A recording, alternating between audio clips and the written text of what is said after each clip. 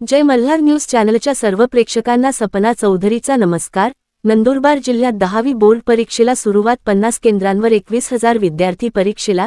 इंग्लिशच्या पेपरने 10वीची रणधुमाळी सुरू। विद्यार्थ्यांमध्ये उत्सुकता आणि धाकधूक। परीक्षा केंद्रांवर कडक बंदोबस्त, पोलीस व गृहरक्षक दल तैनात।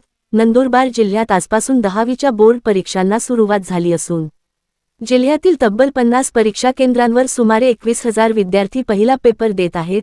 पहिल्यांदाच बोर्डाच्या परीक्षेला सामोरे जात असल्याने विद्यार्थ्यांमध्ये उत्सुकतेसोबतच थोडी धाकधूकही पाहायला मिळत आहे।